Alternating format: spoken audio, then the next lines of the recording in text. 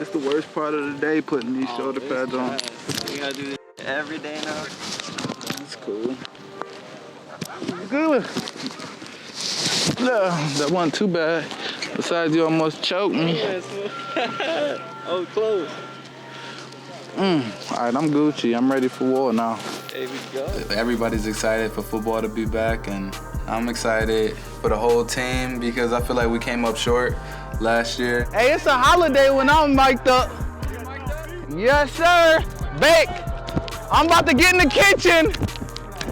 Honestly, I'm just happy that, we were able to, keep fighting through this COVID stuff and, have a season. That's the biggest thing. So I think that brings a lot of hype. We didn't have, OTAs and stuff like that, so everybody misses this game. Get your mind right, Chuck. We got a hot one on our hands. I'm always on. I don't know who I did that with. I'm snitching on everybody today. I'm telling. Bruh, I don't know how you tie your cleats like that. Man, that's a maze, bro. How does he get them off? The chubby knot? Bro, what you mean? Which one's the chubby knot? It got like 5 of them. Yeah, Kareem's my boy. I mean, every day we're in here together. I mean, we're, off the field, we're cutting up, laughing, having a good time. On the field, we're competing at the same time, but we're also having fun together. So I think I love having Kareem, being on the same team as him. It's a pleasure playing with, a guy who's done it before I was even in the league. So I still learn from him. And it's great. He's a great teammate. I love being around him. Come on. Yeah. Yeah. Yeah. It feel like you a horse and I'm just, yeah. Yeah. I wasn't even pulling that hard. Be quiet.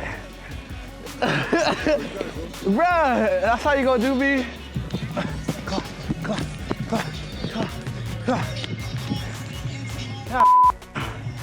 You feel like cement, man. Heavy ass. Nick, he's definitely, talented as heck, and I enjoy playing with Nick and being around Nick because he does a lot more talking than y'all think when he's around me. I'll tell you that. So I'm always messing around with Nick and busting his chops. I'm that guy. Let's go. Get off the field, Tufo.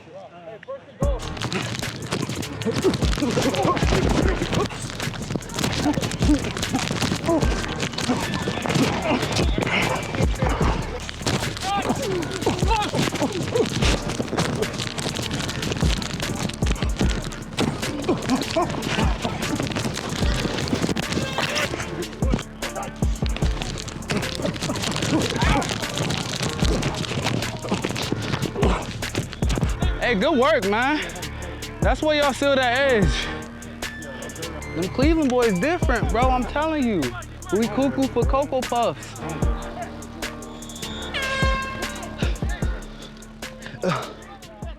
I just poured water in my nose.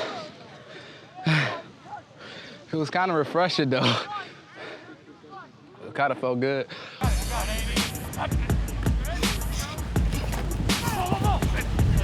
Oh, hell yeah. Good grab, boy. It's just a battle every day to get out there and improve and just compete. That's the big thing, is to compete and do whatever I can to make the team and help the team win. And so far, I feel like I've done a pretty good job, but there's always room to improve, and I'm looking to do that every day. Good, stay down, stay down, stay down. Harrison's been exactly what we thought he was. I mean, his work ethic, his love of the game, kind of his daily approach. I know they did a little piece on kind of the home gym setup he put for himself and some of the stuff he did in terms of learning the playbook. All of those things show up in the way he plays the game. He's extremely detail-oriented. He takes a lot of pride in getting his job done and knowing what he's doing and doing it at a high level. And he takes no plays off. I mean, every play from every special teams rep to every walkthrough rep, when he's in the game and even when he's on the sidelines standing and watching, he's 100% dialed in. And it's been really fun to be around him and get a chance to watch him play and grow. Without a preseason, the importance of executing and being fundamentally sound is that much more important. Stakes are raised that much more because you don't have 4 opportunities in the preseason to go out there and show the staff what you can do. If I get 3 or 4 plays a day, how am I going to be able to show up on film the right way? So definitely a different training camp than historically we're all used to. But I'll just say like the level of execution, the level of expectation, the level of fundamentals have to rise. Oh, finish, nice catch, good finish, good finish. Caught yourself leaning a little bit there, huh? That was an unbelievable catch. At this point, I think the top of your roster, I think everyone knows who that is, but these, normally the 6 or 7 months between last season and the first game of this year are for the second half of that roster to really prove themselves and to earn spots and to develop an identity. And, every year, I think throughout preseason games and throughout the offseason, you see guys that maybe you didn't know about emerge as key players or key role players and sometimes even superstars. And all that is basically getting condensed into a 3 or 4 week practice period with no real live contact or very minimal. So it's really imperative that guys treat every practice as if it's a preseason game, that it's something they got to go out and perform and execute and improve every day, or they're not going to get the most out of it, and we aren't going to improve as a team. But y'all got a lot of energy to be talking this much after a hard practice. You see me, I'm in silence right now.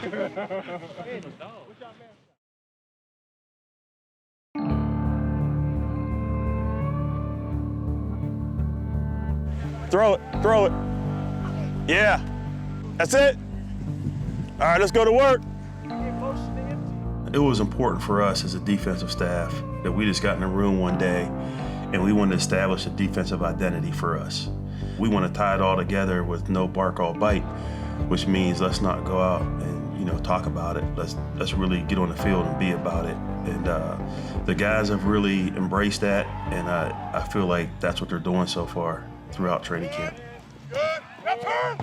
I see you, Miles. I've coached at every position or every level, in terms of defense.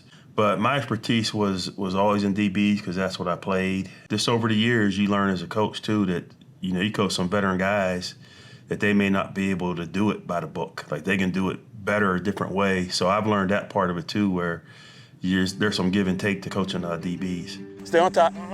Yes, sir. Stay on top. There it is. Nice. Good DB. Hey, the problem with Denzel, he's too tight. Denzel, give yourself a little more distance. We have a good mix of defensive backs. We have some veteran guys, some free agents that are talented. And it's obviously it's disappointing when you lose guys to injuries. That's good. Just heal up. Do what you need to do.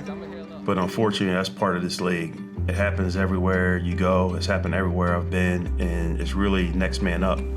Oh, scoop! Got it! It's no secret that Grant was going to be a big part of our defensive DNA, if you will, this season. And so when we lost Grant for the season, that made us kind of adjust and change plans a little bit in terms of both playing style and identity. Ronnie Harrison, who's been the subject of intense trade talks over the last 3 or 4 days, is headed to the Cleveland Browns. He goes to Cleveland in exchange for a 2021 fifth-round pick. Ronnie helps offset some of that loss, but he's also just a good young football player, at a position where we thought we could add a little bit more depth and competition. We knew what we were getting with Andrew Sendejo and Carl Joseph, and both those guys have had really strong camps. I was actually there when we signed Sendejo in Minnesota, and just to coach him again to come full circle is awesome. And Carl Joseph is a guy, first-round draft pick, probably has a chip on the shoulder. Those guys bring toughness to the back end, and they bring veteran experience.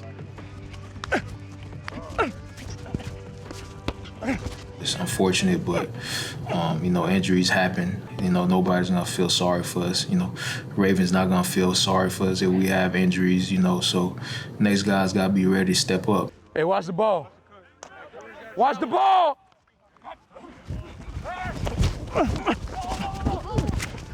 Our depth has certainly been tested early in the back seven. That's not something that you normally like to say before you've played a regular season game.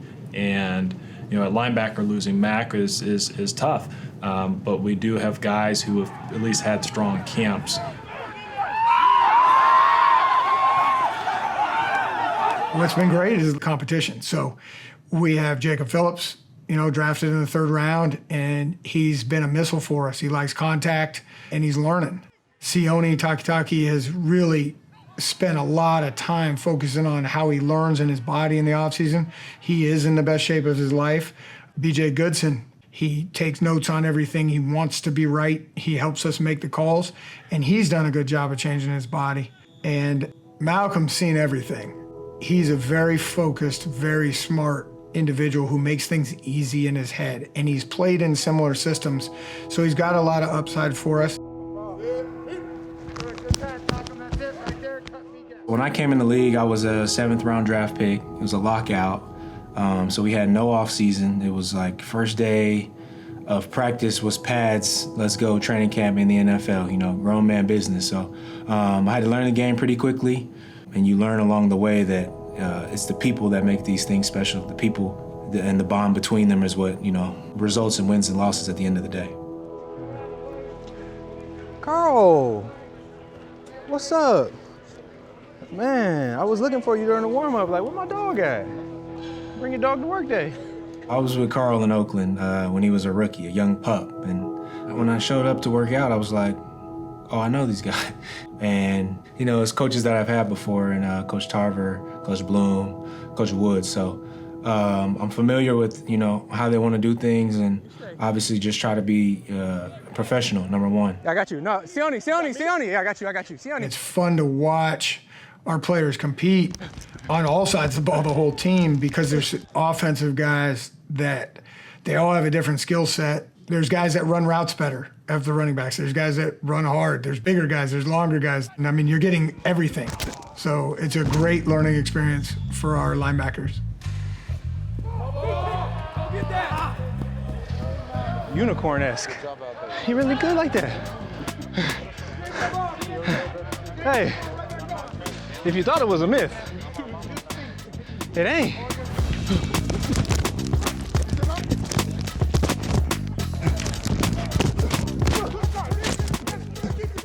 I'm excited, man. Everything's, get a chance to come together really fast. There is no preseason game, so, my focus is to just try to execute at a high level wherever I am, and that's what I've been trying to do.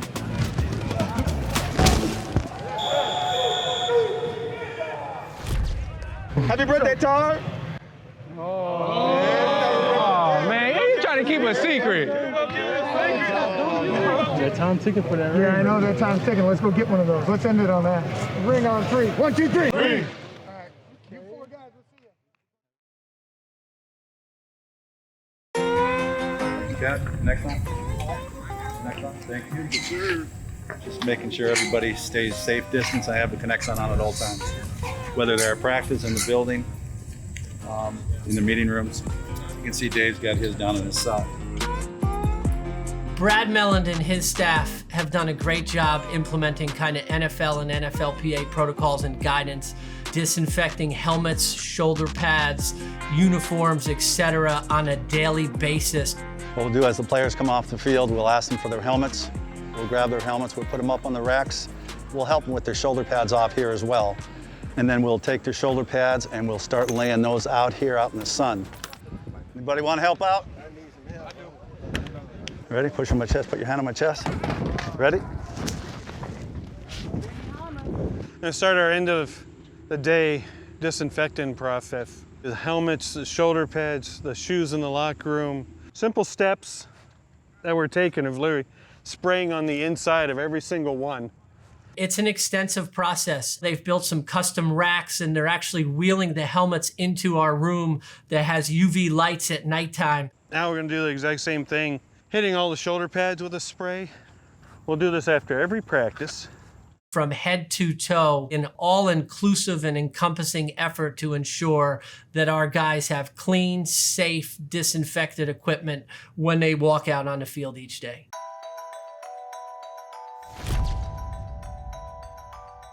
As we approach the regular season, we're excited to really implement and utilize the safety precautions that we've put in place at the stadium. This scrimmage is our first chance to really dry run everything that we've done. You'll have offense in one locker room, defense in the other. We'll have a small portion of family and friends in the stands. It's really going to start to feel like Browns football in the fall for sure. Our entire organization worked closely with local and state government officials on what is the safest environment for First Energy as we have fans back in the seats. Make sure you're wearing a mask. Make sure you're staying 6 feet apart. You'll see seats in pods of 2 and 4, adequately social distance from, another group of seating. You're gonna see distinct signage about where to enter, where to leave, a lot of one-way traffic. These are the practices that will allow us to really mitigate the spread of the virus. Got to the stadium, taking a walk with my dog. D block. Put the defense in the visitor locker room. Yeah, this is definitely not it. Unbelievable. Just nice to be back in the stadium, back where, a lot of memories have been made. I can't wait to be back and actually be playing for something. That's something I've been craving for, and I know those guys are ready. They're looking forward to the opportunity to make a big splash this year. Finish! Get up! Good, rip at the ball!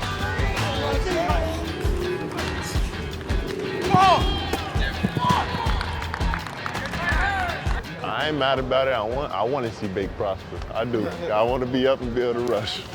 For him, it's a wrist, and sometimes when you have things like that, especially a defense line where you have to go bang on 300-pounders all day long at practice, it's really hard for it to heal. By him sitting out that day, he was able to rest that entire day, had the next day off. The importance of Myles Garrett being 100% healthy against Baltimore is key for everyone in this organization. Whether I have pads on or don't have pads on, that's going to be the same kind of personality I bring to the field every single time.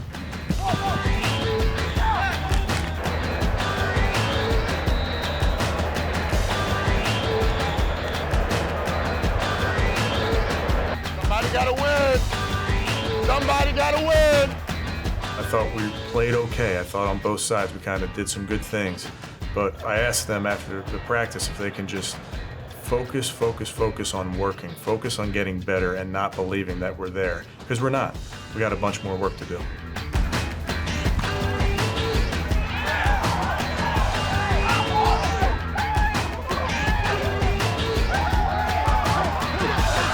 You ain't hitting nobody. You ain't hitting nobody. This was the first feel of a true game for all of us. So now we kind of know what it feels like. So moving forward, everything we're doing in practice, we got to think that way. This is how it's going to be, right? So we got about 2 weeks to get better before we go play this game. Let's focus on that. Everybody got it? Yes, sir. Here we go. Hey, play fast, play physical, play together.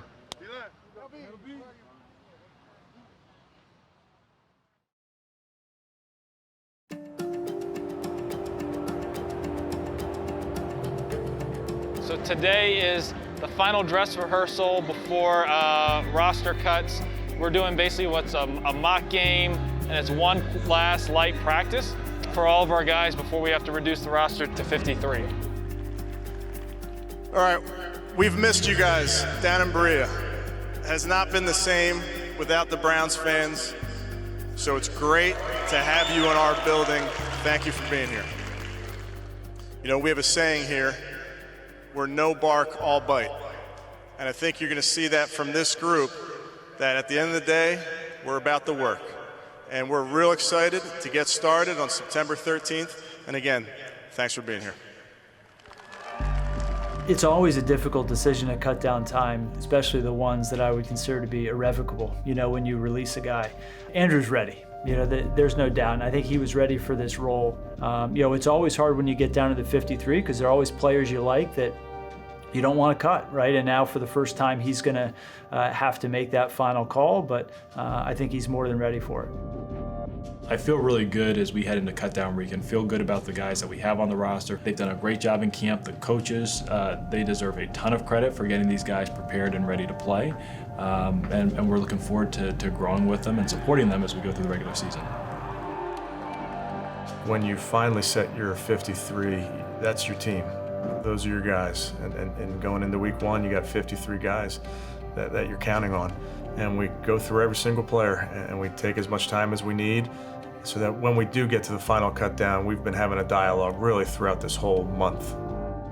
It's going to be a busy weekend, but it's not going to be a stressful weekend. You know, we're prepared and we're ready to go.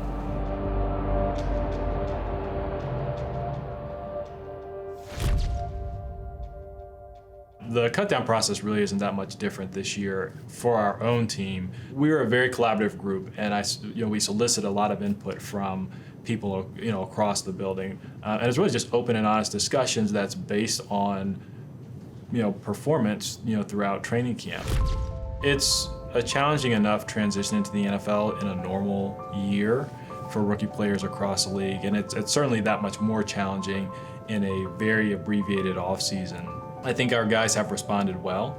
Nick so far has had about as seamless of a transition as you could ask for a rookie player playing center. That's an enormous mental load. It's a credit to him with the preparation that he's put in, the work that he's put in to make sure that he's ready to go when the regular season starts.